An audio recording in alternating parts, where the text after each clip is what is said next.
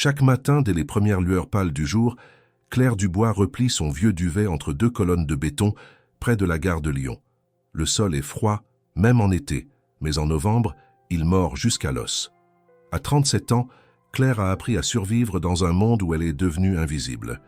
3 hivers déjà qu'elle s'efface dans les marges de la ville, après qu'une succession de drames personnels et professionnels l'a fait basculer d'un appartement lumineux à une existence de silence et de regards fuyants.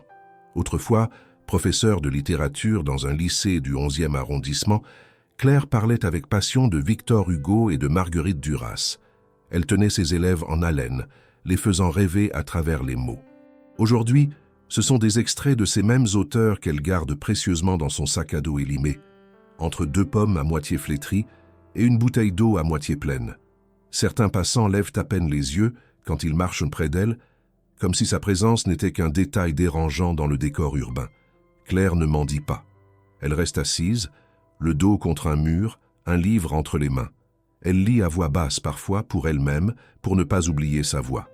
Elle connaît les rythmes de la ville, le grondement des trains qui passent à quelques mètres, le bruit métallique des valises sur les pavés, les annonces en boucle dans les haut-parleurs.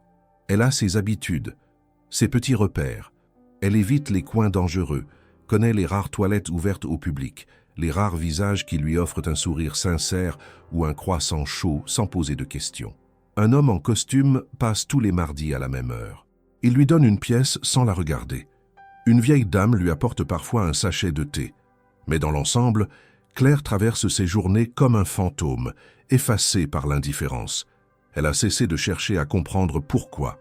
Elle préfère lire. Le livre qu'elle relit en ce moment, c'est Notre-Dame de Paris. Les mots de Victor Hugo ont une résonance particulière pour elle. Quasimodo, l'être difforme que tout le monde rejette, lui rappelle ce que l'on devient aux yeux des autres quand on n'a plus d'adresse, plus de nom sur une boîte aux lettres. Un soir, alors que la nuit tombe plus tôt et que les lampadaires s'allument dans un frémissement électrique, Claire s'assoit sur son carton, son dos contre une vitrine fermée, un châle troué sur les épaules. Elle observe les gens qui passent, pressés, emmitouflés, chacun dans sa bulle. Elle n'attend rien. Mais ce soir-là, une étrange sensation lui serre la poitrine, comme un pressentiment sourd. Elle ignore encore que sa vie, si figée dans la répétition, est sur le point de basculer, que l'invisibilité à laquelle elle s'est résignée va être déchirée par le cri d'un enfant qu'elle ne connaît pas encore. Elle ferme les yeux un instant. Elle imagine qu'elle est assise dans une salle de classe, un tableau noir devant elle, des voix d'élèves autour. Puis, elle rouvre les yeux. Le sol est toujours dur, le froid toujours mordant, et la gare de Lyon, indifférente, continue de brasser ses marées humaines. Claire replie ses jambes contre elle, tourne une page de son livre et attend que la nuit passe. Le lendemain matin, un vent sec balaie les abords de la gare de Lyon. L'air est glacial, chargé d'humidité, et les passants pressent le pas, les cols remontés, les mains enfoncées dans les poches.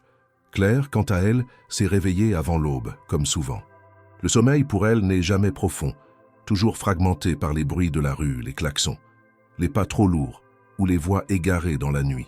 Elle s'est installée derrière un vieux kiosque à journaux désaffectés, un endroit un peu à l'abri du vent, près des rails, avec une vue dégagée sur la sortie principale.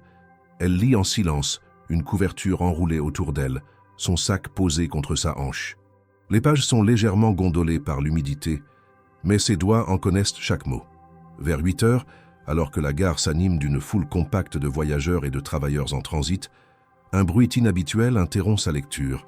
Un sanglot discret, étouffé, presque étranglé. Ce n'est pas un cri de sans-abri ni un râle d'adulte fatigué ou ivre. C'est un pleur d'enfant. Claire se fige. Le son vient de derrière le kiosque, à quelques pas. Elle se redresse, range son livre sans hâte, puis contourne lentement la structure. Au sol, entre un banc rouillé et un conteneur de livraison, recroquevillé contre une valise noire abandonnée, se trouve un petit garçon. Il ne doit pas avoir plus de 6 ans. Ses joues sont rouges, ses yeux gonflés par les larmes, et il tremble violemment. Il porte un manteau d'hiver trop fin pour la température mordante et une écharpe bleue, enroulée autour de son cou, contraste vivement avec ses vêtements sombres. Claire s'accroupit à quelques mètres de lui, doucement, sans geste brusque, comme si elle s'approchait d'un animal blessé. L'enfant lève les yeux, effrayé, recule d'1 centimètre, mais ne fuit pas. Il semble trop fatigué, trop gelé pour courir. Elle lui parle d'une voix calme, presque maternelle. Elle lui demande s'il est perdu, où sont ses parents, s'il s'est fait mal. Il ne répond pas tout de suite. Il fixe la ruelle derrière elle, comme s'il s'attendait à voir surgir quelqu'un. Puis il hoquette un mot à peine compréhensible. Louis. Claire répète ce nom à voix basse. Louis. Elle lui demande son nom de famille, mais il ne sait pas, ou ne veut pas répondre. Elle tente de lui faire dire d'où il vient, comment il est arrivé là. Rien. Seulement des sanglots de plus en plus faibles, une respiration rapide et irrégulière. Elle ôte sa propre couverture et la place sur les épaules du garçon. Le tissu est rugueux, usé, mais c'est toujours mieux que rien. Elle frotte ses bras pour le réchauffer un peu, puis se penche vers son visage pour vérifier s'il est blessé. Rien d'apparent, pas de sang, pas d'échymose. Le regard de l'enfant est inquiet, mais il commence à se détendre légèrement. Il ne semble pas voir en Claire une menace. Peut-être à cause de sa voix, ou parce qu'elle ne porte ni uniforme ni costume, mais des vêtements simples, des habits sans prétention, comme ceux qu'on ne regarde jamais. Elle lui tend une pomme qu'elle avait gardée pour elle, un fruit fripé mais encore comestible.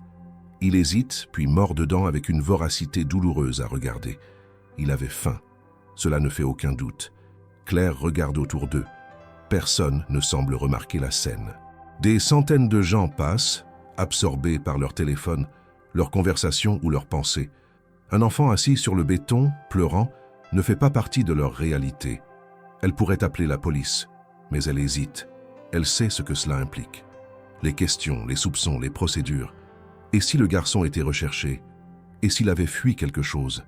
Elle ne peut pas le laisser là, mais elle ne sait pas quoi faire exactement.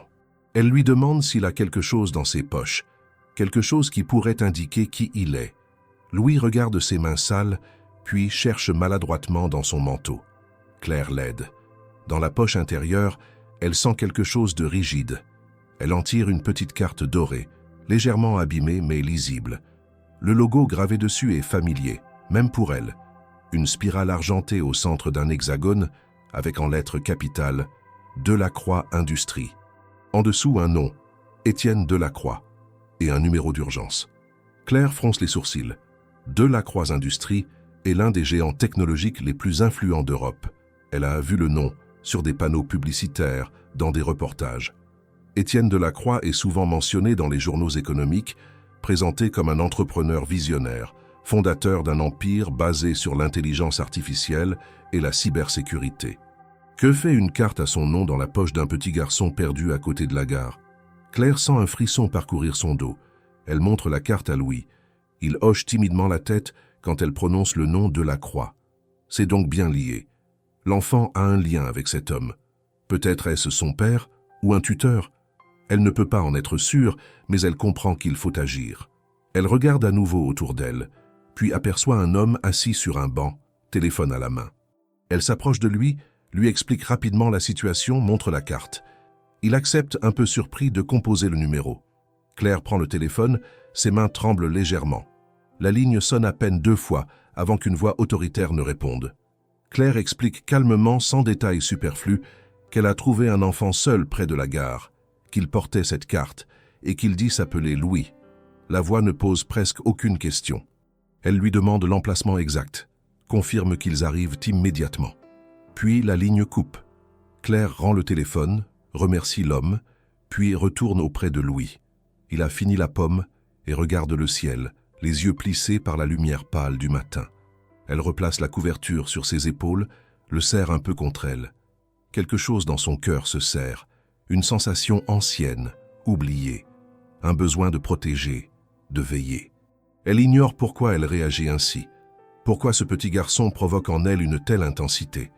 Mais elle ne bouge pas. Elle attend, le bras autour de lui, tandis que le bruit des voitures et des valises roule toujours autour d'eux. Le silence entre Claire et le petit Louis s'étire pendant plusieurs minutes. Elle sent son petit corps encore tremblant contre elle, et malgré la couverture usée qu'elle a posée sur ses épaules, le froid continue de le faire frissonner. Il ne pleure plus, mais son regard reste inquiet, guettant les alentours comme si chaque mouvement autour pouvait annoncer quelque chose de menaçant. Claire ne bouge pas. Elle attend. Son instinct lui dit de ne pas le brusquer, de ne pas poser davantage de questions pour le moment. Louis a l'air vidé, figé entre la peur et la fatigue. Il semble tout simplement dépassé, comme si son jeune esprit n'arrivait plus à comprendre ce qui se passe autour de lui. Elle serre la couverture un peu plus autour de ses épaules, puis lentement replonge ses doigts dans les poches du manteau de l'enfant. Non pas pour fouiller, mais pour s'assurer qu'il n'y a rien d'oublié ou d'important. C'est là, dans la poche droite de sa veste intérieure, qu'elle sent quelque chose de dur et anguleux. Ce n'est pas la carte dorée qu'elle a déjà vue, mais un autre objet plus petit, plus lourd. Elle le retire doucement, en vérifiant que Louis ne s'y oppose pas, et observe ce qu'elle tient dans la main. Il s'agit d'un petit médaillon rectangulaire, noir et métallique, semblable à une clé de sécurité digitale ou à un badge d'accès. Il n'y a aucune inscription visible, à part un petit point rouge qui semble indiquer une lumière LED inactive. L'objet semble précieux, mais surtout, il ne ressemble en rien à quelque chose qu'un enfant porterait normalement sur lui. Claire le retourne entre ses doigts, mais ne parvient pas à comprendre son usage exact. Elle le range prudemment dans la couverture, près de l'enfant, notant mentalement qu'il faudra le signaler à quiconque viendra le chercher. Elle pense à la carte de visite dorée. Le logo de la Croix Industries reste imprimé dans son esprit. Elle se rappelle vaguement avoir lu un article sur cette entreprise et son fondateur, Étienne Delacroix. Un homme discret peu porté sur la presse People, mais omniprésent dans les sphères économiques. Elle n'imagine pas le lien entre lui et un garçon perdu en larmes dans une rue de Paris, et pourtant, tout semble converger vers cette réalité. Le nom, le numéro d'urgence, la carte. Il y a forcément un lien de parenté. Peut-être son fils. Claire jette un coup d'œil autour d'elle. Le banc à l'autre bout de la rue est vide désormais. L'homme qui lui avait prêté son téléphone est parti sans un mot. Le froid devient plus mordant à mesure que le soleil peine à traverser les nuages. Elle serre Louis contre elle, le berçant doucement. Il ne parle toujours pas. Ses yeux sont ouverts, mais lointains. Il fixe un point qu'elle ne peut voir. Elle sent que ce silence n'est pas de la timidité. C'est autre chose, quelque chose de plus profond, de plus grave. Une peur contenue. Soudain, elle entend un vrombissement grave au loin. Une voiture puissante, pas comme les autres. Elle tend l'oreille, et quelques secondes plus tard, une grande vanne noire, aux vitres teintées, ralentit au coin de la rue. Elle s'arrête net devant la bouche de métro, à une dizaine de mètres d'eux. Aucun logo, aucune plaque facilement visible. 3 hommes en costume sombre descendent presque immédiatement. Leur démarche est rapide, coordonnée, presque militaire. Ils scrutent les alentours avec méthode. L'un d'eux pointe Claire du doigt. Ils avancent. Claire se redresse, sur la défensive. Elle sent son cœur battre plus vite. L'un des hommes s'adresse à elle d'un ton sec, lui demandant si c'est bien elle qui a téléphoné au numéro d'urgence. Elle acquiesce, légèrement tendue. Les regards des hommes passent rapidement sur elle pour se fixer sur le garçon. Louis se crispe. Il se recroqueville contre elle, serrant la couverture d'une main et son bras de l'autre. Il ne pleure pas, mais son visage trahit une inquiétude brutale. Claire le remarque immédiatement. Les hommes, voyant cela, ralentissent leur approche. Celui qui semble être le chef s'agenouille à quelques pas, tendant la main vers Louis. Il l'appelle doucement par son prénom. Une seule fois, « Louis ». L'enfant le regarde, mais ne bouge pas. Il ne se lève pas, ne répond pas. Claire, toujours agenouillée, reste entre eux. Elle sent la tension dans l'air. Personne ne crie, mais tout est tendu, comme si chacun attendait un signal. Le regard du chef de la sécurité se pose sur Claire. Il incline légèrement la tête, avec une reconnaissance discrète. Il lui murmure un « merci », presque imperceptible. Il explique qu'ils ont été envoyés immédiatement après l'appel, qu'ils sont là pour ramener l'enfant. Claire, d'un ton posé, demande s'ils ont une preuve de leur identité. L'homme sort un badge officiel de Delacroix Industries qu'il lui montre sans agressivité. Elle hoche la tête, mais ne bouge toujours pas. Elle ne veut pas forcer Louis à quitter ses bras tant qu'il ne semble pas à l'aise. Le chef comprend. Il s'éloigne légèrement et parle dans un micro attaché à son oreille. Quelques secondes plus tard, une des portes arrière de la vanne s'ouvre. Un homme en sort, élégant en manteau noir long, écharpe grise autour du cou, démarche assurée. Son visage est connu. Claire le reconnaît immédiatement. C'est Étienne Delacroix. Il ne dit rien au début. Il s'approche lentement, les yeux fixés sur l'enfant. Louis lève les yeux. Il le voit. Il ne crie pas, ne court pas vers lui, ne manifeste pas une joie débordante comme on pourrait s'y attendre d'un enfant retrouvé. Au contraire, il reste figé. Étienne tend les bras. Louis hésite.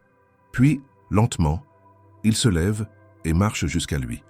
Il entre dans ses bras, mais sans la spontanéité d'une retrouvaille passionnée. Il pose simplement la tête contre son torse. Pas un mot. Claire observe la scène.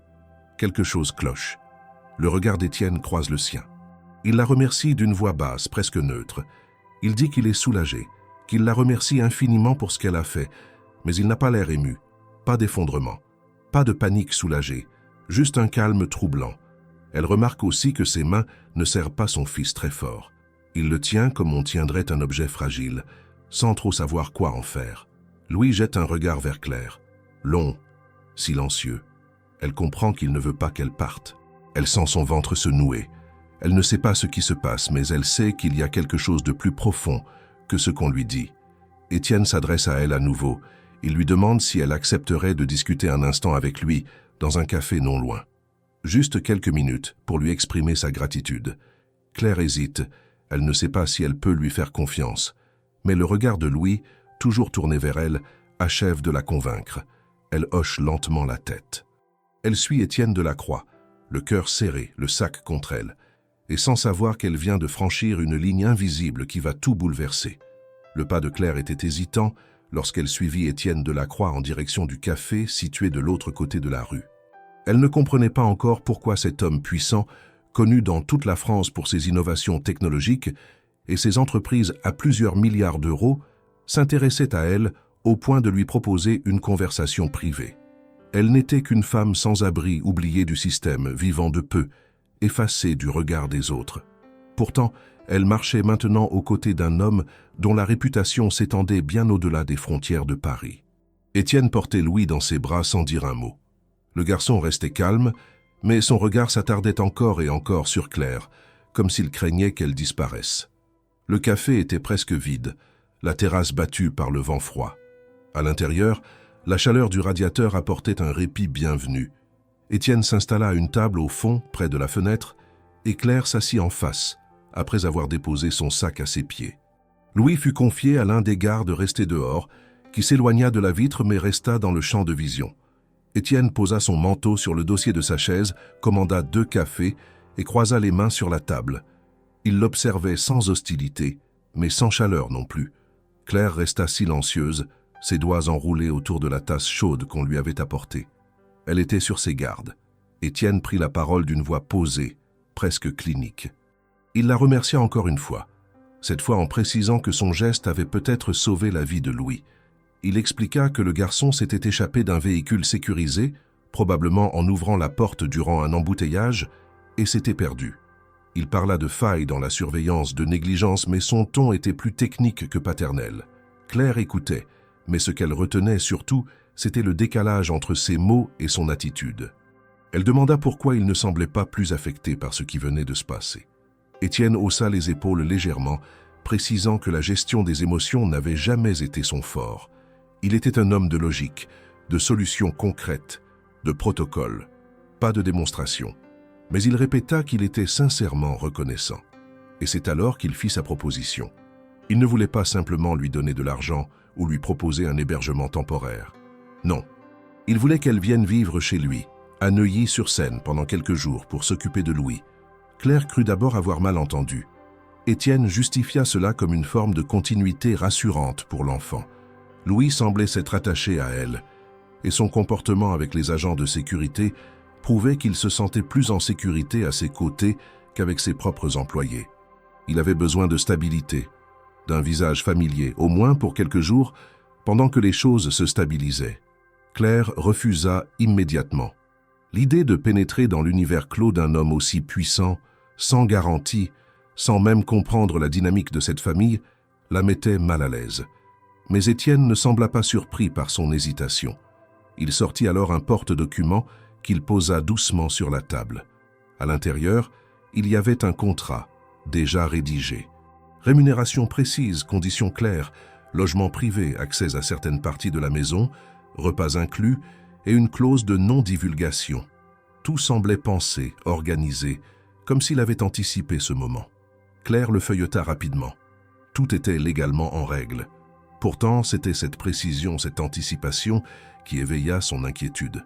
Étienne semblait avoir planifié cette rencontre au-delà du raisonnable. Elle ferma le dossier, leva les yeux vers lui et demanda pourquoi elle, une parfaite inconnue, mériterait sa confiance pour rester auprès de son fils. Il lui répondit calmement qu'il n'était pas homme à se fier au hasard, mais qu'il savait reconnaître un instinct humain authentique quand il le voyait. Elle n'avait pas fui avec l'enfant. Elle n'avait rien exigé. Elle avait agi spontanément, sans attendre de récompense. Cela valait plus à ses yeux que n'importe quelle référence professionnelle. Il ajouta que Louis avait déjà parlé d'elle, durant le court trajet en voiture vers le café. Il avait dit qu'elle le faisait se sentir protégée. Claire sentit une pression étrange l'envahir. Ce n'était pas tant la proposition que le contexte autour d'elle qui la dérangeait. Étienne ne mentait pas ouvertement du moins, mais son comportement manquait d'une forme de transparence.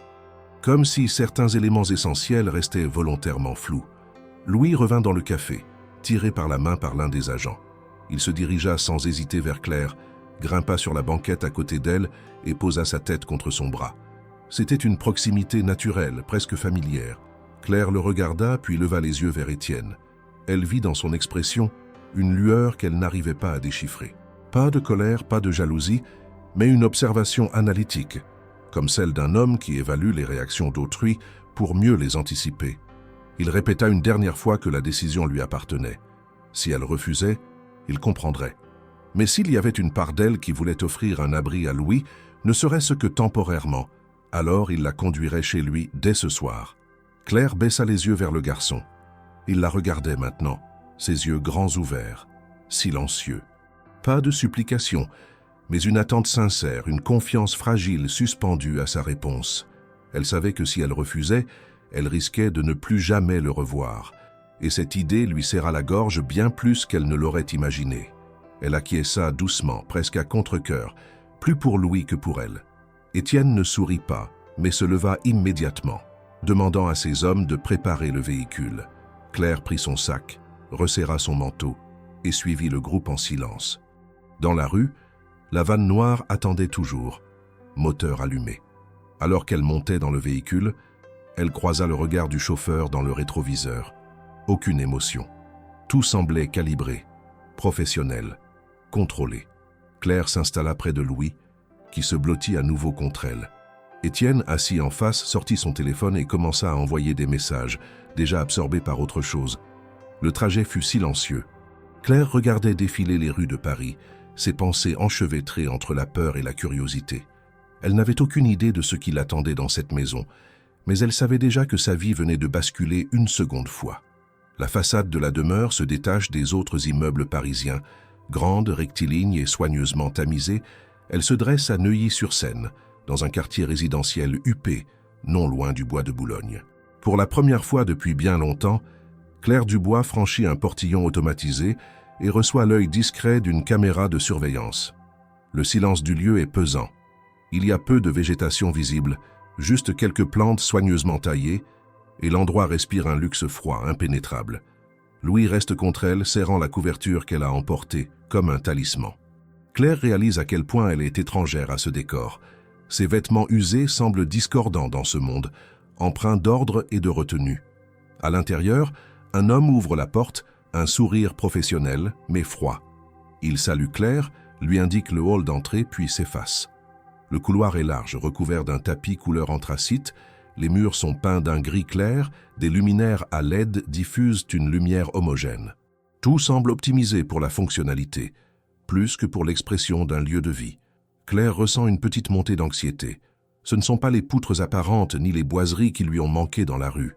Ce qui lui manque, c'est la spontanéité, l'atmosphère vibrante d'un lieu habité par des personnes attachées les unes aux autres. Elle se rend compte que la maison pourrait être une boutique de luxe autant qu'un foyer. Louis traverse le hall sans un mot, tiré par l'homme aux épaules larges, un garde du corps. Il ne lâche pas la main de Claire jusqu'à ce qu'une autre femme, peut-être une gouvernante, vienne chercher l'enfant, mais sans brusquerie.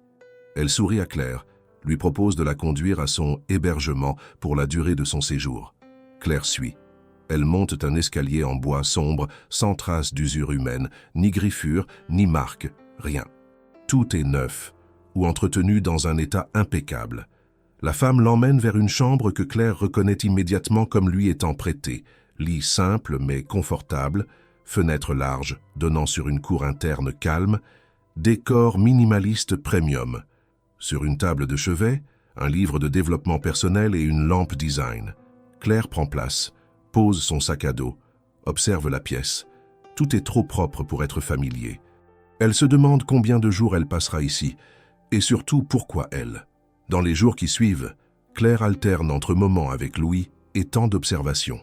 Le garçon lui confie peu de choses, mais petit à petit, il s'abandonne. Il ne pose pas les questions que Claire s'attendait entendre. Il ne lui dit pas « Papa, pourquoi ici ?» Il dit simplement qu'il n'aime pas rester seul. Il s'endort sur son canapé, blotti contre Claire, dans une pièce aménagée pour eux deux. Claire remarque que le canapé est adapté à un enfant, mais très loin des sofas qu'elle avait connus dans les classes de lycée. Ces objets usés où glissait parfois un élève endormi. Rien n'est lisse ou anodin ici. Tout est façonné, calibré. Un soir, elle observe Louis dans sa chambre, lit ouvert sur les genoux, puis l'appelle pour lui dire qu'il est temps de dormir. Il pose le livre, la regarde. Il semble hésiter. Il déclare qu'il a peur du bruit qu'il entend lorsque son père n'est pas là. Claire fronce les sourcils. Elle n'avait pas perçu de bruit jusqu'alors. Elle demande ce qu'il entend. Il hésite un instant, puis murmure « Des voix dans les murs ». Claire retient son souffle. Elle se lève, va vers la fenêtre, lève les rideaux, vue sur une cour silencieuse, sans rideaux animés, sans feuilles qui bougent. Ici, la nuit ne respire pas. Elle revient vers lui. Il serre la couverture autour de lui. Elle le berce. Il dit que quand il se réveille, personne ne vient chez son père, mais on entend des pas, des bruits d'ordinateur, de machines. Claire l'écoute, son cœur bat fort. Elle ne croit pas aux fantômes, mais elle commence à percevoir une réalité. L'enfant ne ment pas. Il affirme ce qu'il entend. Le lendemain, Claire se rend dans une autre aile de la maison pour aider Louis à choisir ses vêtements. Elle traverse des couloirs peu fréquentés, observe des pièces fermées. Une salle de surveillance, avec des écrans éteints, un bureau aux parois vitrées et stores baissés, des portes blindées. À chaque poignée qu'elle franchit, elle sent la présence silencieuse d'un pouvoir incompréhensible. En classe, elle avait enseigné la poésie, les livres, l'humanité. Ici, tout est rationnel, utilitaire, stratégique. Elle compare un instant sa vie précédente à cette maison. Dans une salle de classe, elle pouvait entendre un rire, voir un dessin, sentir un élève bouger sur sa chaise. Ici, chaque mouvement est calculé. Le garçon lui pose une question. « Pourquoi on ferme les stores quand je suis là ?» Claire ne sait pas répondre. Elle observe une vitre sans rideau, un reflet d'elle-même fatiguée mais attentive. Elle comprend que certains secrets sont gardés derrière ces vitres. Un matin, elle entend des discussions dans le couloir, voix basse entre deux hommes en costume. Elle s'approche, mais s'arrête à bonne distance. Elle n'entend pas tous les mots, mais deux s'échappent. Test, protocole, sécurité. Elle recule, elle demeure. Elle remet en question sa décision d'être ici. Que fait vraiment cette famille? Et pourquoi l'enfant semble parfois se détourner du père pour venir vers elle? Le petit Louis a commencé à lui confier ses peurs. « Ça ne veut pas qu'on me prenne. J'ai dit à quelqu'un que j'allais rester avec vous. » Claire sent un lien se tisser, une responsabilité lourde. Ce dont elle ne s'était pas rendu compte, c'est qu'en acceptant de venir, elle signait un engagement plus profond que prévu. Puis une nuit, la tension monte. Un bruit sourd provenant du rez-de-chaussée la réveille. Elle se lève, descend silencieusement les escaliers. Les couloirs sont dans l'obscurité. Elle entend un cliquetis, une porte qui s'ouvre, puis des pas rapides. Elle s'avance jusqu'à un couloir où elle aperçoit les silhouettes de deux agents, accompagnés d'un homme qu'elle reconnaît. Étienne Delacroix. Leur voix est ferme, mais basse. Elle reste cachée derrière une colonne. Il parle du garçon, d'un déplacement imminent, d'un départ vers l'étranger. Le cœur de Claire se serre. Elle comprend que l'enfant peut être déplacé sans qu'elle soit vraiment informée. Elle part, revient précipitamment vers sa chambre, cherche le livre qu'il lit, mais la chambre est vide. Louis n'est pas là. Tout est verrouillé. Elle court vers l'antenne de la caméra, tente de l'ouvrir. Elle s'interroge. Est-ce une maison ou un bunker qui abrite un enfant sous contrôle? La réalité s'impose à elle. Tout est trop contrôlé, tout est trop propre. Elle aimait la liberté d'un livre sur un banc froid à la gare, plus que cette vie réglée par des protocoles sécuritaires. Elle sait qu'elle doit agir, mais ne sait pas encore comment. Elle serre le sac sur son épaule et sent que le moment de la vérité approche. Entourée par le luxe, mais isolée par l'architecture, elle réalise que la maison des Delacroix lui offre un abri, certes, mais aussi un piège. Le garçon à ses côtés, les secrets autour d'eux, elle vient de pénétrer un monde qu'elle ne comprenait pas. Un monde qui ne ressemble en rien à celui qu'elle avait quitté. Et pourtant, elle se sent étrangement partie prenante. Le vent sifflait doucement entre les volets semi-ouverts de la chambre que l'on avait attribuée à Claire, tandis que la pluie battait doucement les vitres dans une cadence irrégulière. Il était environ 3 heures du matin. Le silence pesait dans l'immense demeure des Delacroix, un silence trop absolu pour être rassurant. Claire s'était endormie tard après avoir passé une bonne partie de la soirée à rassurer Louis, qui avait eu une nouvelle crise de panique. Il avait refusé de dormir seul, même avec la lumière du couloir allumée, et avait finalement trouvé le sommeil dans le petit canapé de la chambre de Claire, enroulé dans sa couverture, serrant contre lui un vieux livre de contes que Claire lui avait lu à voix basse. Elle l'avait regardé s'endormir, se disant qu'elle veillerait à ce qu'il se sente en sécurité, peu importe ce que cela lui coûterait. Ce qu'elle ne savait pas, c'est que cette nuit, la tranquillité apparente allait se rompre de manière brutale. Elle fut réveillée par un bruit sec, comme un claquement rapide suivi d'un craquement étouffé. Elle se redressa d'un coup. Le lit de fortune installé dans le coin était vide. Elle se leva aussitôt, encore engourdie par le sommeil. La couverture de Louis était posée au sol. Le livre de contes avait glissé sous le canapé. Un détail glaçant lui traversa l'esprit. Aucun son ne venait de l'extérieur du couloir, pas même le ronronnement habituel des systèmes de surveillance. Quelque chose clochait. Elle se précipita vers la porte, l'ouvrit et constata que les lumières du couloir étaient éteintes. D'ordinaire, les lampes s'allumaient automatiquement au moindre mouvement. Elle fit quelques pas et remarqua que même les caméras, d'ordinaire parfaitement visibles à l'angle des plafonds, affichaient un voyant rouge clignotant très lentement, signe que le système était désactivé. Le couloir semblait plus long, plus étouffant dans l'obscurité. Claire se dirigea immédiatement vers la chambre de Louis. Elle toqua doucement. Pas de réponse. Elle entra. Le lit était vide, la pièce impeccable. Aucun signe d'agitation ou de présence récente. Elle sentit une angoisse froide lui monter à la gorge. Louis n'était pas du genre à se lever seul, encore moins au beau milieu de la nuit. Il avait peur du noir. Il n'osait pas aller aux toilettes sans qu'on l'accompagne. Alors pourquoi avait-il quitté sa chambre?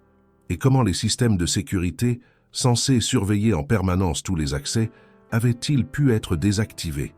Elle descendit rapidement les escaliers menant à l'étage principal, appelant doucement le prénom de Louis, tout en jetant des coups d'œil nerveux à chaque porte fermée. Personne ne répondait. Pas un garde, pas un bruit de pas. À ce moment précis, elle prit conscience d'un détail terrifiant. Les alarmes de nuit, toujours activées à partir de 23 heures, avaient été volontairement mises hors service. Quelqu'un avait désarmé tout le système de sécurité. Et cela signifiait une chose. Quelqu'un à l'intérieur de la maison voulait que cette disparition passe inaperçue, ou qu'elle soit découverte trop tard. Paniquée, Claire retourna sur ses pas, traversa le couloir qui menait à la bibliothèque. La porte, habituellement verrouillée, était entrebâillée. Elle entra sans réfléchir. Une faible lumière provenait d'une lampe oubliée allumée sur le bureau central. Les étagères alignées jusqu'au plafond projetaient des ombres démesurées. Elle appela encore une fois le prénom de Louis. Un bruit se fit entendre. Elle se retourna brusquement, le cœur battant, mais ce n'était qu'un livre qui était tombé au sol. Claire s'agenouilla pour le ramasser, et c'est là qu'elle entendit un sanglot étouffé. Pas un bruit quelconque, mais une respiration rapide, une panique enfantine, le genre que seuls les parents ou ceux qui aiment sincèrement un enfant reconnaissent immédiatement. Elle suivit le bruit, passant derrière une armoire légèrement décalée, jusqu'à une porte basse camouflée dans le mur, qu'elle n'avait jamais remarquée auparavant. Elle poussa doucement. Un escalier en colimaçon descendait dans une obscurité complète. Sans réfléchir, elle alluma la lampe de son téléphone et descendit les marches une à une avec précaution. Au bas de l'escalier, elle découvrit une pièce isolée, presque nue. Au fond, recroquevillé contre un mur, se trouvait Louis, les bras enroulés autour de ses genoux, le visage ravagé par les larmes. Il sursauta en la voyant, puis tendit immédiatement les bras vers elle. Claire le serra contre elle, cherchant à comprendre ce qui avait bien pu l'amener ici. Il balbutia des mots qu'elle ne comprenait pas tous. Il parlait de voix, de personnes discutant juste au-dessus de cette pièce. Il disait avoir entendu son nom, plusieurs fois, et celui de son père. Des voix d'hommes, certaines en colère, d'autres inquiètes. Il avait paniqué, était sorti de la chambre, avait erré dans les couloirs, puis s'était réfugié là, pensant qu'on ne le trouverait pas. Claire ne doutait pas de ses paroles. Le garçon était terrifié. Ce n'était pas un caprice. Il avait clairement entendu une conversation qu'il n'aurait pas dû surprendre. Elle se redressa, observant plus attentivement la pièce. Ce n'était pas une cave, c'était un ancien espace de stockage reconverti. Il y avait des dossiers empilés dans une armoire métallique, des câbles courant le long des murs, et une porte blindée sur le côté, verrouillée électroniquement.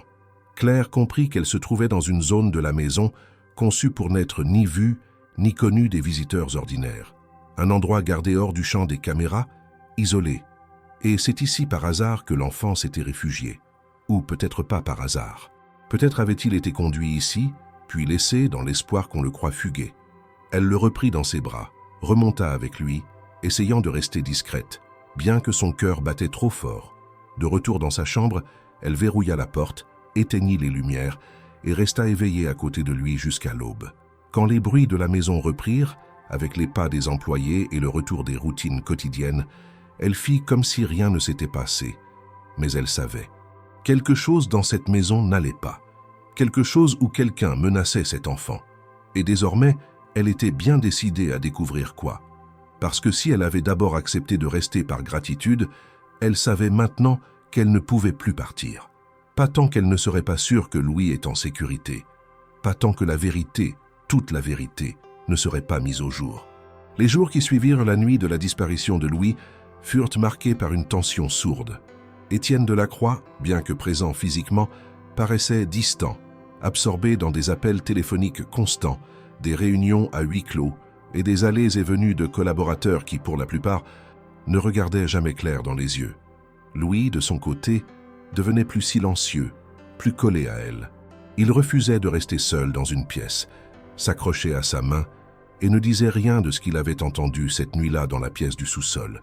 Claire, bien qu'épuisée, décida qu'elle ne pouvait plus ignorer les signes. Il fallait comprendre ce qui se passait dans cette maison. Un après-midi, alors que Louis faisait la sieste dans la chambre d'amis et que les employés semblaient occupés ailleurs, Claire retourna discrètement dans la bibliothèque. Elle y avait repensé chaque nuit, depuis qu'elle avait trouvé le garçon dans cette pièce cachée. Elle se souvenait de l'armoire métallique à demi visible à travers l'ombre projetée par les rayonnages. Elle savait que c'était risqué, mais l'idée de ne rien faire lui paraissait désormais plus dangereuse que d'enfreindre les règles implicites de la maison. Elle entra, ferma la porte derrière elle et s'approcha de l'armoire, cette fois à la lumière du jour. Le meuble était verrouillé par une serrure à combinaison numérique, mais la porte était légèrement mal fermée. Un oubli inhabituel dans une maison où tout semblait réglé au millimètre. Claire l'ouvrit lentement.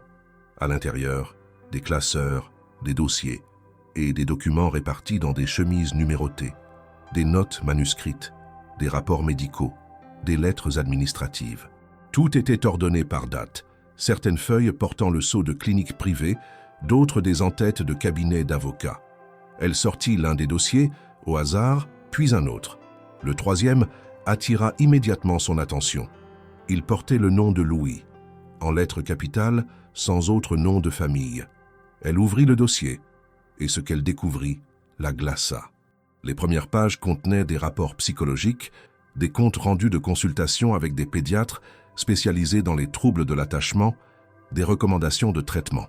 On y parlait d'anxiété sévère, de comportements régressifs, de troubles du sommeil liés à des épisodes de stress intense.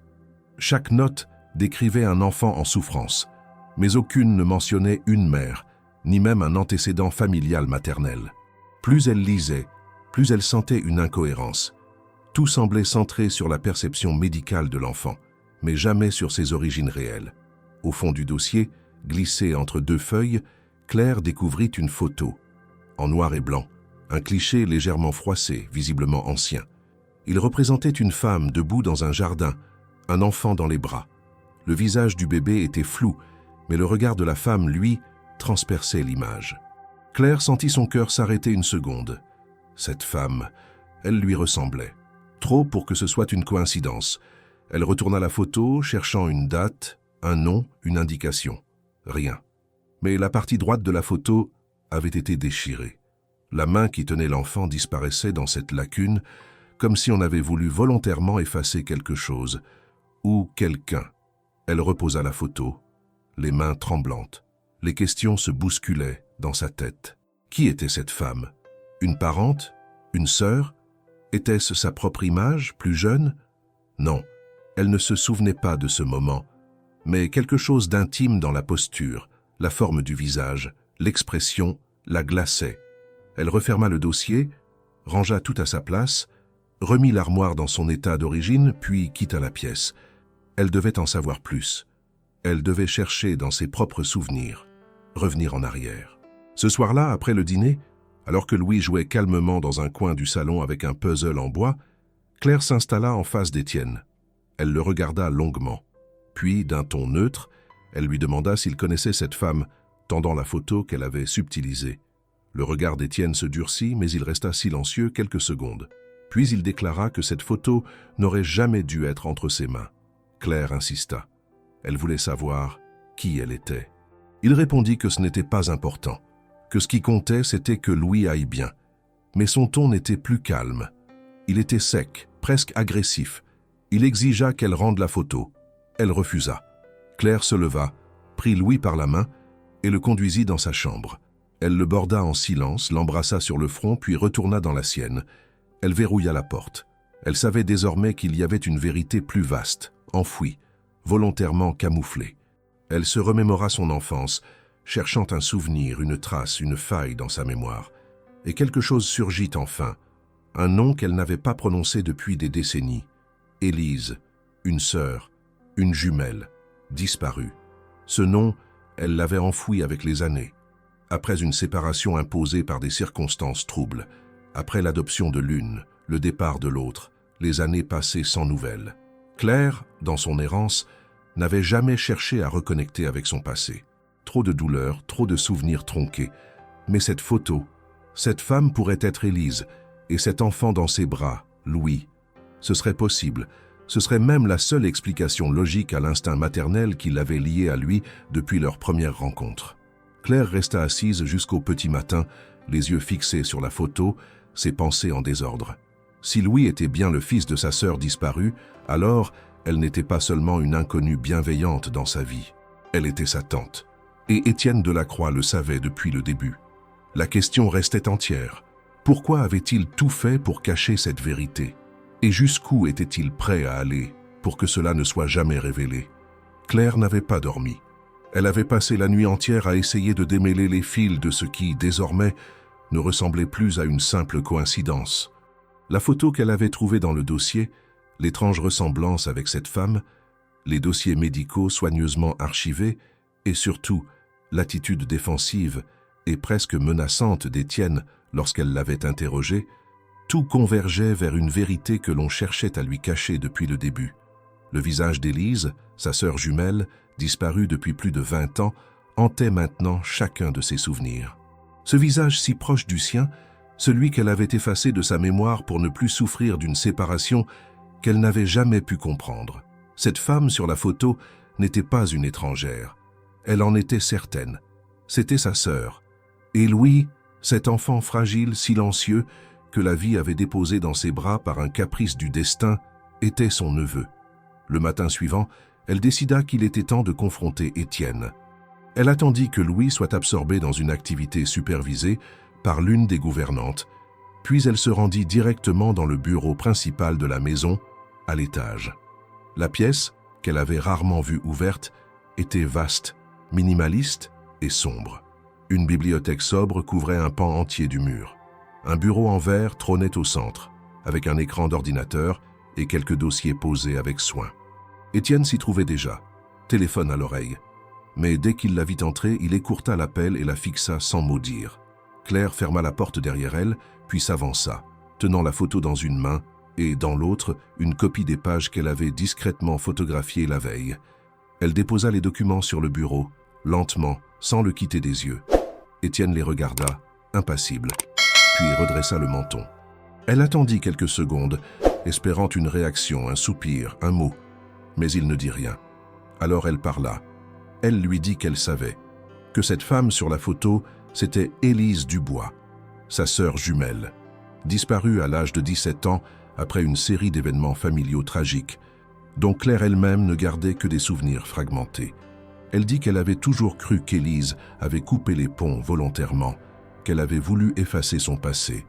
Mais maintenant, en voyant Louis, en voyant cette photo, elle comprenait que ce n'était pas le cas. Élise avait eu un fils, Louis, et Étienne le savait depuis toujours. Elle lui demanda où était sa sœur, ce qui lui était arrivé, pourquoi il n'avait jamais mentionné son existence, pourquoi il avait choisi de cacher cette vérité à Louis, et pourquoi il avait voulu que Claire entre dans leur vie sans lui dire la vérité. Étienne l'écouta en silence, son regard dur. Quand elle eut terminé, il se leva lentement et contourna son bureau, s'arrêtant à quelques pas d'elle. Il dit que cette conversation était inutile, que ce qui importait, c'était la sécurité de Louis, que le passé n'avait aucune importance dans la situation actuelle. Il ajouta que Claire n'avait aucun droit légal, ni sur lui, ni sur les décisions prises dans cette maison. Elle n'était qu'une invitée, une présence temporaire, une anomalie dans un environnement parfaitement contrôlé, et qu'elle avait franchi une limite en fouillant dans des dossiers qui ne lui appartenaient pas. Claire ne recula pas. Elle lui répondit qu'elle n'était plus simplement une invitée, que Louis avait trouvé en elle une figure de confiance, qu'il s'attachait à elle comme à une ancre dans un océan d'angoisse, et qu'elle avait désormais la responsabilité morale, sinon légale, de le protéger. Elle dit qu'elle ne partirait pas sans comprendre ce qui était arrivé à sa sœur, et que s'il persistait à nier la vérité, elle chercherait des réponses ailleurs. Étienne la regarda longuement, puis d'un geste lent, il prit les papiers sur le bureau, les plia méthodiquement et les rangea dans un tiroir qu'il verrouilla sans un mot. Il appela ensuite, via un interphone, 2 agents de sécurité qui arrivèrent en moins d'1 minute. Il leur ordonna calmement de restreindre les déplacements de Claire dans la maison. Elle ne devait plus avoir accès au bureau, à la bibliothèque, ni à aucune pièce non essentielle. Elle serait désormais cantonnée à sa chambre et aux espaces de vie partagés avec Louis, uniquement sous surveillance. Les agents ne se montrèrent ni violents ni brusques, mais leur présence, leur silence et leur posture étaient sans équivoque.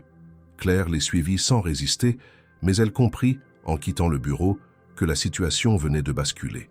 Étienne ne la considérait plus comme une bienfaitrice, ni même comme une présence utile. Elle était désormais une menace, une faille dans son système, une personne à contenir. Ce qui frappa Claire plus que la brutalité du changement, c'était l'absence totale d'émotion dans les yeux d'Étienne. Pas de colère, pas de peur, pas de regret, seulement du contrôle, du calcul. Comme si tout cela faisait partie d'un plan plus vaste et qu'elle venait d'en franchir les limites tolérables. De retour dans sa chambre, elle trouva Louis assis sur le lit, l'air inquiet. Il avait compris que quelque chose s'était passé. Il lui demanda si elle allait partir. Elle répondit que non, qu'elle était là pour lui, qu'elle ne l'abandonnerait pas. Il hocha la tête, puis se blottit contre elle. Claire sentit alors que malgré tout, malgré les murs, les gardes et les mensonges, elle n'était pas seule dans cette maison. Elle savait que sa position était précaire. Mais elle savait aussi que Louis méritait mieux que des secrets et du silence. Elle ne savait pas encore comment elle ferait, mais elle savait qu'elle devait sortir la vérité de l'ombre. Pour sa sœur, pour elle-même, et surtout pour cet enfant à qui on avait volé une histoire, une famille, une identité. Les jours suivants furent un lent étouffement. Depuis sa confrontation avec Étienne Delacroix, Claire se voyait désormais traitée comme une intruse dans la maison. Ses déplacements étaient restreints à un nombre limité de pièces.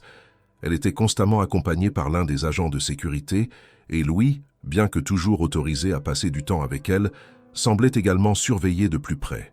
L'atmosphère avait changé. Le silence dans la maison n'était plus celui d'un lieu feutré, mais celui d'une tension permanente, d'un contrôle omniprésent. Claire n'avait plus accès à la bibliothèque, ni au bureau. Son téléphone personnel, qu'elle utilisait rarement, avait disparu un matin sans explication. Elle savait que c'était une tentative d'isolation. On voulait la fatiguer, l'user, la faire plier. Mais elle avait connu pire. 3 années dans les rues de Paris lui avaient enseigné la patience et la résistance.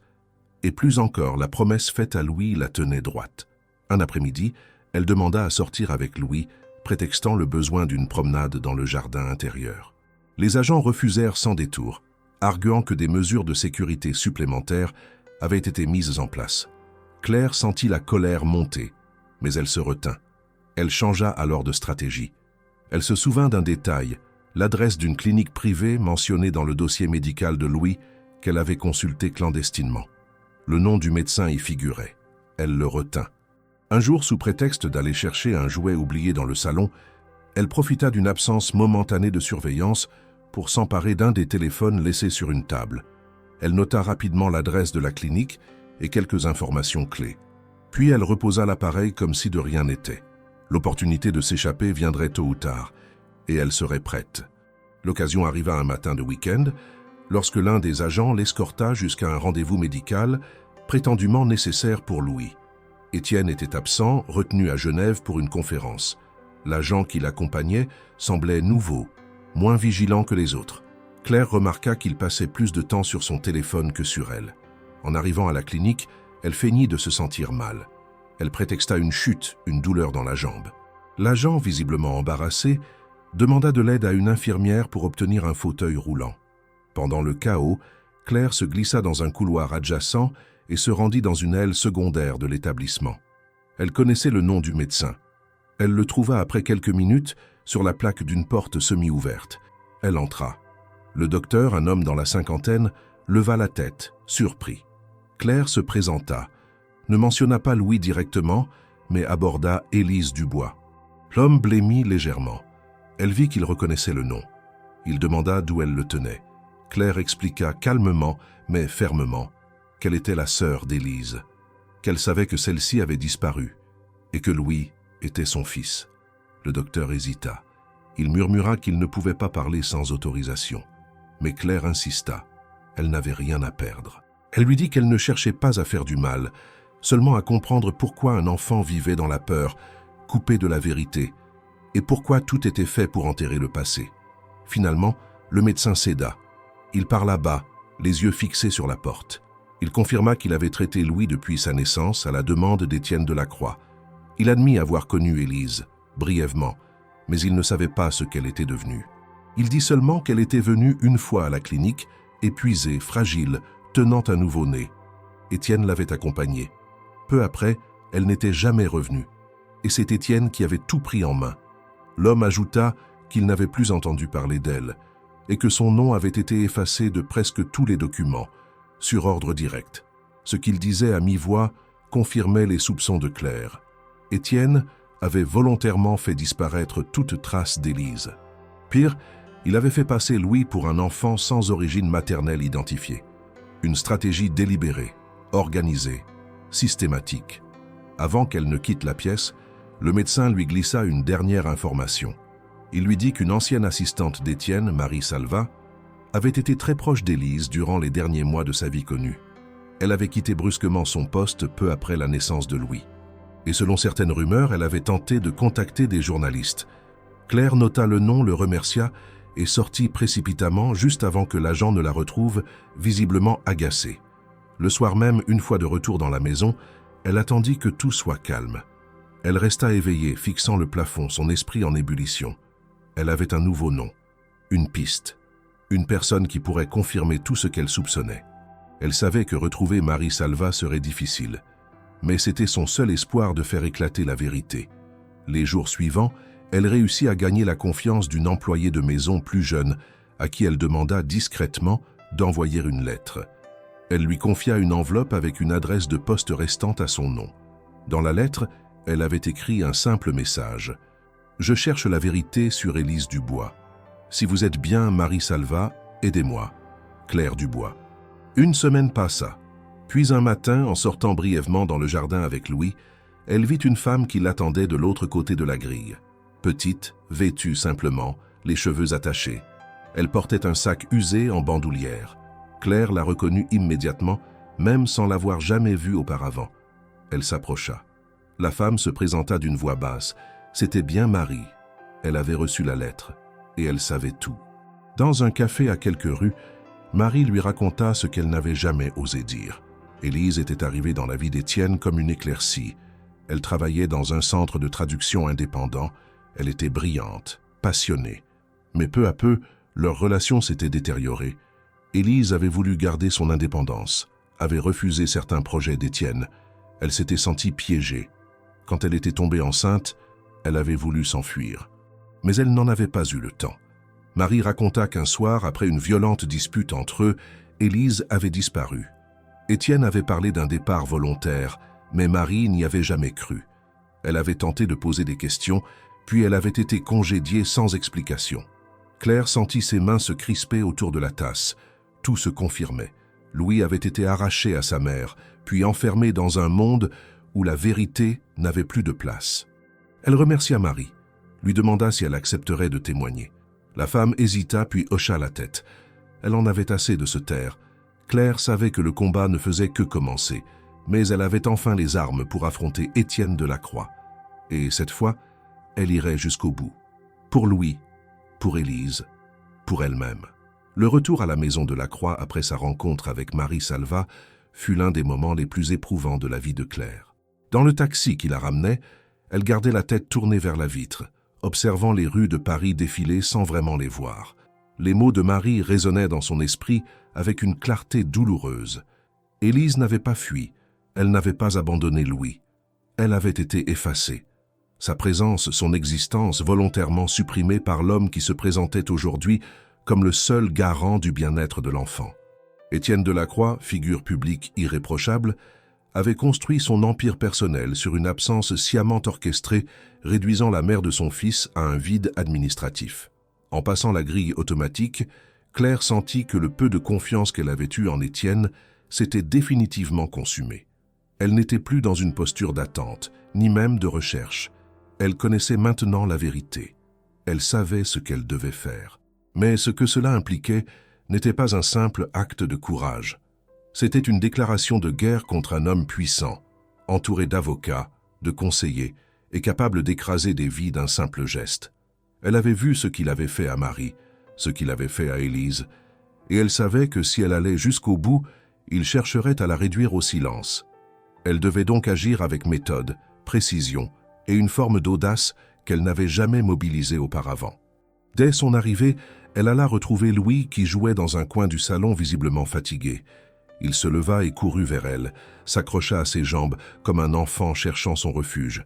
Claire s'agenouilla, le serra fort contre elle, puis lui murmura à l'oreille qu'elle resterait avec lui, qu'il n'avait rien à craindre.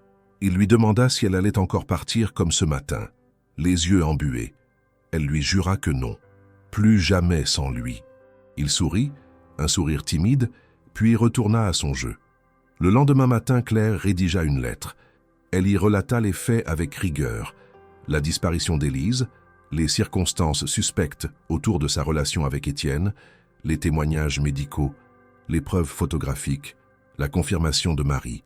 Elle y expliqua aussi son lien de parenté, le fait qu'elle était la tante de Louis, et la manière dont elle avait découvert cette vérité en étant confrontée aux incohérences du comportement d'Étienne.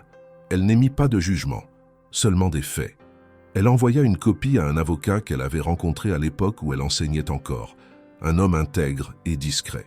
Elle en transmit une autre à une journaliste spécialisée en affaires sociales, dont elle avait retrouvé le contact par l'intermédiaire de Marie. Une semaine plus tard, l'affaire fit les gros titres, pas sous la forme d'un scandale éclatant, mais d'une enquête minutieuse, documentée, soutenue par des témoignages et des documents irréfutables. Étienne de la Croix tenta immédiatement de réagir. Il organisa une conférence de presse dans laquelle il se présenta comme une victime de diffamation, un père isolé ayant élevé seul son enfant dans des circonstances douloureuses. Mais l'opinion publique, loin d'être dupe, s'enflamma. Les réseaux sociaux s'emparèrent de l'histoire. Les journaux ressortirent de vieilles interviews d'Étienne où il éludait soigneusement toute question personnelle. Des collaborateurs anonymes commencèrent à parler. Le vernis s'effritait. Claire, quant à elle, ne chercha pas la lumière. Elle resta auprès de Louis, l'éloigna des écrans, des bruits, des réactions violentes.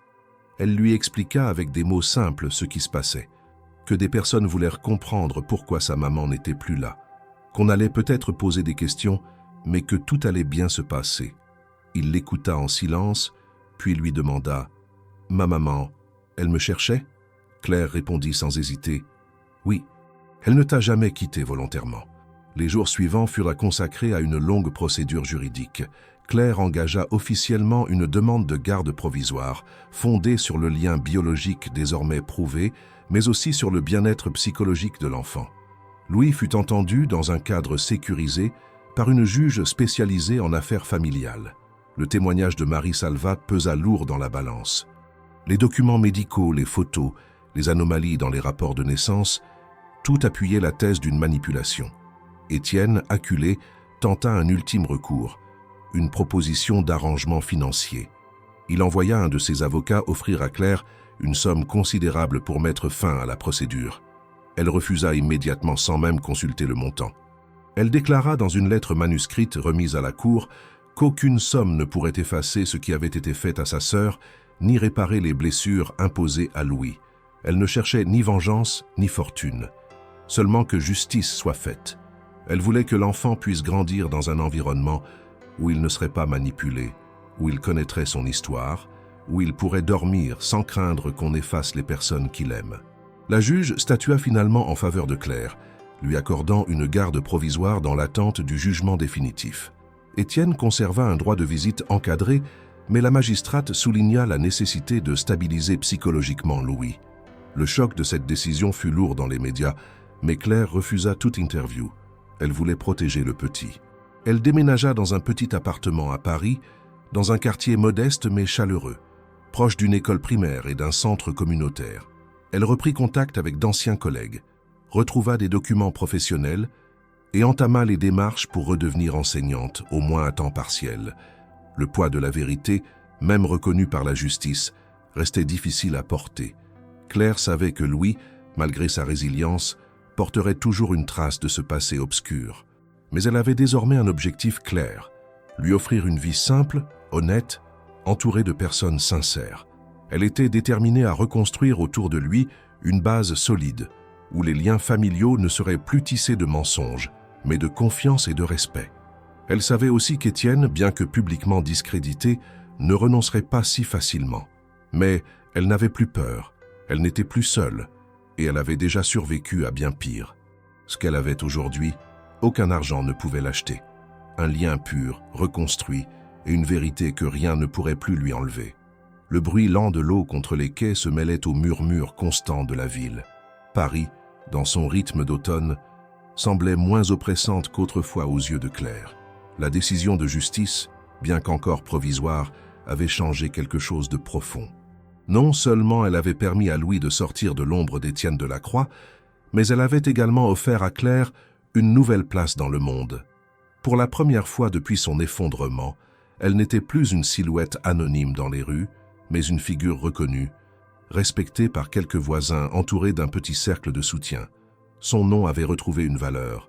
Et plus encore, elle avait retrouvé une mission, une responsabilité, une raison de se lever chaque matin. L'appartement dans lequel elle s'était installée avec Louis était modeste, situé dans le 14e arrondissement, non loin du parc Montsouris. Un immeuble ancien, à l'escalier grinçant, mais habité par des familles chaleureuses, des retraités bavards et des enfants qui jouaient dans la cour.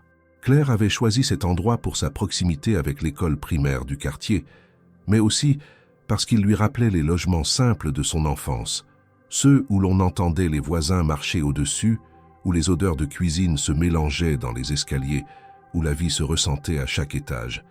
Louis, depuis leur installation, dormait mieux.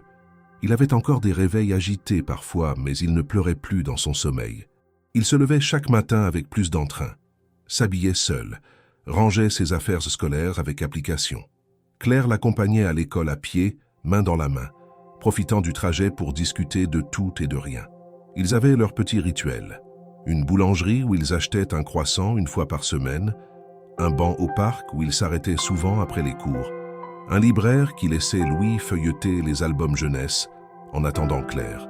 Le ministère de l'Éducation avait accepté la demande de Claire pour réintégrer le corps enseignant, à condition qu'elle commence par des remplacements dans des établissements publics. Elle avait accepté sans hésiter. Enseigner à nouveau, même de façon temporaire, lui redonnait un souffle qu'elle croyait perdu. Elle redécouvrait la dynamique d'une salle de classe, la joie de transmettre, la force des mots bien choisis. Ses premiers jours furent marqués par l'émotion. Certains élèves, intrigués par sa manière de raconter, l'écoutaient avec un silence inhabituel. D'autres lui posèrent des questions inattendues. Elle prenait le temps d'y répondre. Ce lien avec les enfants, elle l'avait toujours eu. Mais aujourd'hui, il avait un sens plus profond encore. Les semaines passèrent avec une certaine régularité. Claire gérait les rendez-vous avec l'assistante sociale chargée de suivre Louis, répondait aux demandes du juge concernant le dossier de garde et maintenait un contact discret mais constant avec l'avocat qui l'avait soutenu. Étienne, de son côté, ne tentait plus de communiquer directement avec elle. Il avait assigné un autre avocat chargé d'examiner la décision du tribunal. Mais les procédures étaient longues et les preuves réunies par Claire solides. Il semblait désormais plus préoccupé par les conséquences économiques de son exposition médiatique que par le sort de son fils. Un soir de novembre, alors que les feuilles jaunes tapissèrent les trottoirs et que les lampadaires diffusaient une lumière dorée sur la Seine, Claire et Louis se rendirent au bord du fleuve après l'école. C'était une habitude nouvelle, née presque par hasard, mais qui avait rapidement pris une importance particulière. Ils s'asseyaient toujours au même endroit, sur un petit muret près du pont de Bir Hakeim. De là, on voyait les bateaux passer lentement, les reflets des immeubles danser sur l'eau, et les passants s'arrêtaient parfois pour respirer. Louis sortit de son sac un livre qu'ils lisaient ensemble depuis quelques jours, une histoire simple mais touchante d'un petit garçon qui découvre un trésor caché dans le jardin de sa grand-mère. Claire ouvrit le livre à la page marquée, lut les lignes à voix basse. Louis suivait du doigt, concentré. À la fin du chapitre, il leva les yeux vers elle et dit « Tu crois que maman aurait aimé cette histoire ?» Claire sentit une brèche s'ouvrir dans sa poitrine. Elle répondit doucement, sans détour. « Je suis certaine qu'elle l'aurait adoré. Elle aimait les histoires qui parlent de choses précieuses cachées, comme les souvenirs ou les gens qu'on aime. » Il hocha la tête, sérieux. Puis il reprit le livre, le serra contre lui et regarda la rivière. Le silence entre eux ne dura que quelques secondes, mais il était lourd de sens. Louis savait, il comprenait, avec les moyens de son âge, que sa mère n'avait pas simplement disparu, qu'il y avait eu une injustice, et que cette injustice n'était pas complètement réparée. Claire savait qu'il poserait plus de questions un jour, et elle y répondrait, toujours avec vérité. C'était sa promesse. Le lendemain matin, Claire reçut un appel du tribunal. La juge souhaitait programmer une nouvelle audience dans les semaines à venir pour réévaluer la garde de Louis. Le ton de l'appel était calme, presque cordial. Mais Claire comprit que rien n'était encore gagné. Elle savait qu'Étienne préparait sans doute une contre-offensive. Il disposait encore de ressources, d'influence, de moyens de pression. Mais elle ne se laisserait pas intimider. Ce soir-là, elle écrivit une lettre à Louis. Pas pour lui donner immédiatement, mais pour qu'il la lise un jour lorsqu'il serait prêt. Elle y raconta son arrivée dans la rue, sa solitude, puis le jour où elle l'avait trouvé derrière le kiosque, pleurant, avec son écharpe bleue. Elle décrivit ce qu'elle avait ressenti à ce moment précis, sans savoir qui il était, mais sentant déjà que ce lien n'était pas ordinaire. Elle lui parla d'Élise, de leur enfance, de leur rire, de leur séparation. Elle lui parla de l'amour qu'elle n'avait jamais cessé de porter à sa sœur, même en son absence. Et elle conclut en lui disant que, quoi qu'il arrive, elle resterait toujours là. Pas seulement parce qu'elle était sa tante, mais parce qu'elle était désormais, et pour toujours, sa famille. Cette lettre, elle la glissa dans un carnet qu'elle gardait dans le tiroir de sa table de nuit. Un carnet où elle écrivait depuis quelques semaines des pensées, des fragments de souvenirs, des anecdotes pour lui. Elle voulait qu'un jour, il ait un fil pour remonter son histoire, un récit vrai, humain, sans grandeur, mais enraciné dans l'amour et la résistance. Paris, la Seine, l'école, les livres, tout cela constituait désormais le décor d'un nouveau départ. Et pour Claire, cette vie simple, pourtant si durement acquise, valait plus que tous les conforts artificiels que la maison de la Croix avait pu offrir. Parce qu'ici, chaque geste comptait, chaque regard avait un sens. Et chaque mot retrouvé, chaque vérité dite, chaque silence brisé, écrivait une page de plus dans l'histoire qu'elle et Louis construisaient ensemble. La nouvelle audience prévue par le tribunal se tenait désormais à moins de 2 semaines. Claire le savait depuis plusieurs jours, mais n'avait rien dit à Louis. Elle voulait lui épargner l'angoisse d'un compte à rebours, l'insécurité d'un avenir incertain. Elle-même ressentait ce retour en cours comme une épreuve cruciale. Elle savait que tout ce qu'elle avait construit depuis des mois pouvait être menacé. L'enjeu n'était plus simplement juridique ou symbolique. Il était vital. La justice devait reconnaître que la place de Louis n'était plus dans l'ombre de la maison de la Croix, mais dans la lumière d'un quotidien sincère, même modeste, auprès de la seule personne qui, aujourd'hui, défendait son droit à la vérité. Depuis la révélation publique de l'affaire, Étienne Delacroix avait évité les projecteurs. Les journalistes, pourtant insatiables, n'avaient obtenu de lui qu'un communiqué froid, impersonnel, dans lequel il niait toute manipulation intentionnelle. Il parlait de malentendus, de complications familiales, de volonté de protéger l'intimité de son fils. Mais dans les coulisses, Claire savait que ses avocats préparaient une stratégie redoutable. Ils misaient sur la stabilité financière, la scolarité future de l'enfant, l'environnement sécurisé qu'ils pouvaient garantir. Ils tentèrent de décrédibiliser Claire sur tous les aspects. Son passé de sans-abri, son absence de ressources durables, ses années d'errance seraient retournées contre elle. Son humanité deviendrait une faiblesse aux yeux du droit. Claire se prépara sans relâche. Elle passa ses soirées à revoir les documents, à consulter son avocat, à relire les témoignages de Marie Salva. Cette dernière, bien que sous pression, maintenait son engagement. Elle avait reçu des appels anonymes, des lettres menaçantes, mais tenait bon. Elle avait vécu trop longtemps avec le poids de son silence. Claire ne la remerciait jamais trop. Elle savait ce que cela coûtait à Marie de se dresser face à Étienne. Elle savait que toute cette affaire n'était pas seulement la sienne, mais aussi celle d'autres femmes réduites au silence par la peur, la dépendance ou l'effacement. À mesure que le jour de l'audience approchait, Claire intensifia aussi le dialogue avec Louis. Sans jamais aborder directement la procédure, elle l'encourageait à exprimer ce qu'il ressentait, à parler de ses souvenirs, même vagues, de sa mère, de la maison où il vivait avant, des gens qu'il y avait croisés. Louis, parfois, parlait de pièces fermées à clé, de couloirs qu'on lui interdisait d'emprunter, de voix qu'il n'avait pas le droit de nommer. Claire notait tout mentalement. Elle ne poussait pas, ne forçait rien. Elle savait que les mots d'un enfant avaient une force qui dépassait les preuves matérielles. Ils étaient de l'expression brute d'une expérience vécue, inattaquable dans sa sincérité. Le matin de l'audience, Claire se leva tôt. Elle avait passé la nuit à relire la lettre écrite à Louis, cachée dans son carnet, relut aussi les premiers mots qu'il lui avait dits ce jour-là derrière le kiosque. Ces souvenirs, elle les gardait comme des ancrages, des balises qui lui rappelaient pourquoi elle s'était lancée dans ce combat. Elle habilla Louis avec soin, lui prépara son petit déjeuner préféré, lui parla de la journée comme d'un simple rendez-vous important. Il comprenait sans poser trop de questions. Il savait qu'elle faisait ce qu'il fallait pour qu'ils restent ensemble. Au tribunal, l'atmosphère était tendue. La salle n'était pas pleine, mais chaque siège occupé semblait chargé d'attention. L'équipe juridique d'Étienne était présente, impeccable, composée de 3 avocats et d'un expert en psychologie infantile. Claire, de son côté, n'était accompagnée que de son avocat et de Marie Salva, discrète mais droite, prête à témoigner. La juge, la même que lors de l'audience précédente, ouvrit la séance avec calme. Elle donna d'abord la parole aux avocats de Delacroix. Ils déployèrent leur argumentaire avec rigueur. L'environnement instable de Claire, sa précarité financière, son passé de sans domicile fixe, son absence de liens familiaux solides. Ils ne contestèrent pas sa bonne volonté, mais insinuèrent qu'elle n'était pas en mesure d'assurer durablement la sécurité affective et matérielle de Louis. Claire écoutait sans broncher. Elle s'y attendait. Elle savait que chaque mot prononcé était une tentative de réduire sa vie à des statistiques, des risques, des manques. Mais lorsque vint le moment de sa prise de parole, elle se leva, droite, regarda la juge dans les yeux et parla sans note. Elle raconta son histoire, non pas pour émouvoir, mais pour établir une vérité. Elle parla de sa vie d'avant, de sa chute, de son passage dans la rue, puis de la rencontre avec Louis. Elle expliqua comment, sans le savoir, elle avait retrouvé son neveu, comment elle avait découvert l'identité de sa sœur, comment elle avait réuni les pièces d'un puzzle que tout le monde avait tenté de cacher.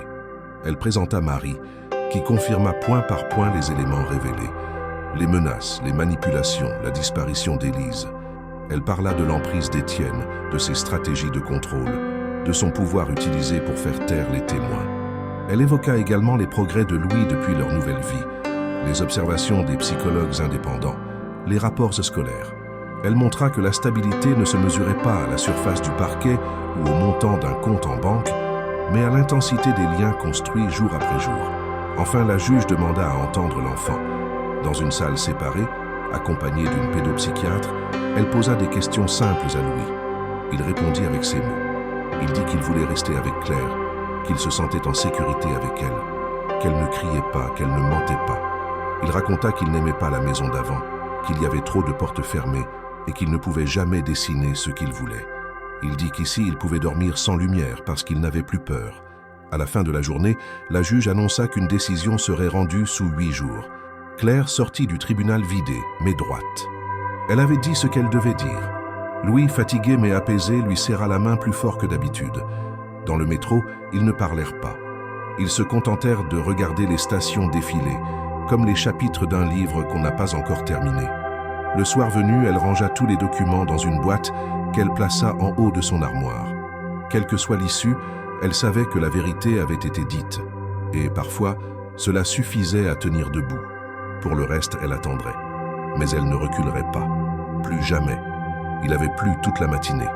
Le ciel restait bas, gris, suspendu au-dessus de Paris comme une toile uniforme. Claire, debout près de la fenêtre de la cuisine, observait les gouttes ruisseler sur la vitre. Le courrier n'était pas encore arrivé, mais elle savait que c'était aujourd'hui que la décision finale serait notifiée. Une semaine s'était écoulée depuis l'audience. 7 jours au cours desquels elle avait tenté de ne rien changer dans la routine de Louis. L'emmener à l'école, le chercher à la sortie, jouer avec lui le soir, lire des histoires à voix basse avant le coucher, comme si l'enjeu ne pesait pas dans l'air, comme si le futur n'était pas suspendu à une enveloppe officielle. Vers 11 heures du matin, on frappa à la porte. Claire ouvrit. Le facteur, discret, tendit une enveloppe blanche épaisse, sans commentaire. Elle la prit, referma la porte et resta là, immobile, l'objet dans la main. Elle n'avait pas besoin de l'ouvrir tout de suite. Elle savait, au fond d'elle. Mais elle s'assit malgré tout, déroula le rabat avec lenteur, sortit les pages une à une, lut chaque mot. La décision était claire. La garde légale de Louis était confiée à Claire Dubois, de manière définitive, avec un droit de visite mensuel encadré pour Étienne Delacroix. La juge avait reconnu le lien biologique, la stabilité émotionnelle, la sincérité du cadre offert à l'enfant et le caractère préoccupant de la gestion antérieure de la filiation maternelle. Claire déposa les feuilles sur la table, respira profondément, ferma les yeux. C'était fini. Le combat était terminé. Pas dans le sens où tout allait désormais être simple, mais dans le sens où elle n'avait plus à se battre pour exister dans la vie de Louis. Elle en faisait partie. Officiellement, pleinement. Elle pouvait l'élever sans crainte d'un retour en arrière, sans devoir se justifier à chaque instant. Ce soulagement ne venait pas avec des cris de victoire. Il s'exprimait dans le silence, dans la retenue, dans la légèreté soudaine de ses épaules. Lorsque Louis rentra de l'école en fin d'après-midi, elle ne lui montra pas immédiatement le document. Elle attendit qu'il se change, qu'il goûte, qu'il lui raconte une anecdote de la récréation. Puis elle s'assit à côté de lui sur le canapé, sortit l'enveloppe et dit simplement « On a reçu la réponse du tribunal ». Il la regarda, inquiet d'abord. Elle lui sourit, tendit le papier. Il lut quelques lignes, puis demanda « Ça veut dire qu'on peut rester ensemble pour toujours ?» Claire acquiesça. Il se jeta dans ses bras en silence. Les jours suivants, la vie reprit son rythme, mais avec une nuance nouvelle. Claire ressentait une forme de calme qu'elle n'avait pas connue depuis longtemps. Elle recommença à planifier l'avenir. Elle s'inscrivit à une formation pour actualiser ses compétences pédagogiques, envisagea d'enseigner à temps plein l'année suivante. Elle participa à une réunion de parents d'élèves, fut invitée à un café par une autre mère. Des choses simples, mais profondément transformées par la perspective d'une stabilité retrouvée. Louis, de son côté, semblait plus confiant. Il s'exprimait avec plus d'assurance à l'école, participait davantage, riait plus souvent. Il développa une passion pour le dessin, remplissant des cahiers entiers de scènes urbaines, de visages familiers, de petits détails qu'il observait dans la rue ou dans les livres. Claire l'encouragea, acheta un carnet spécial, le félicita sans exagération. Elle voyait son monde intérieur se développer, s'ouvrir. Elle savait que même si les blessures du passé ne disparaîtraient jamais complètement, elles pouvaient se refermer avec le temps, si on leur laissait l'espace de guérir. Un dimanche matin, ils décidèrent de retourner à la gare de Lyon. Pas pour y rester, mais pour revoir l'endroit où tout avait commencé. Claire avait préparé un petit sac avec des sandwichs, une couverture, quelques livres. Ils prirent le métro, descendirent, marchèrent jusqu'au vieux kiosque près duquel Claire l'avait trouvé. L'endroit avait changé. Le mobilier urbain avait été remplacé, le mur repeint, mais elle reconnut l'endroit immédiatement. Louise aussi. Il resta un moment silencieux, puis dit « C'était ici, non ?» Elle acquiesça. Ils s'assirent sur le banc en face. Claire sortit un livre de son sac, l'ouvrit, commença à lire. Louis s'allongea contre elle, la tête sur ses genoux. Les gens passaient autour d'eux, comme toujours. Certains les regardaient, d'autres non. Mais cette fois, Claire ne se sentait plus invisible. Elle existait pleinement. Elle n'était plus une ombre sur le trottoir, ni un nom oublié dans un dossier administratif. Elle était Claire Dubois, enseignante, tutrice légale, femme debout. Elle avait perdu beaucoup, traversé le pire, dormi dehors, pleuré dans le froid, été humiliée, ignorée, rejetée. Mais elle s'était relevée, et elle avait sauvé un enfant. Non pas par héroïsme, mais par instinct, par humanité, par amour. Louis, les yeux mi-clos, demanda « On peut revenir ici parfois, juste pour se souvenir ?» Elle répondit que oui, que c'était leur point de départ, et qu'il fallait se souvenir. Pas pour rester attaché à la douleur, mais pour ne jamais oublier ce que l'on avait construit, d'où l'on venait, et ce que l'on avait choisi de devenir. En rentrant chez eux ce soir-là, ils passèrent à côté de la Seine. Claire s'arrêta, regarda le fleuve.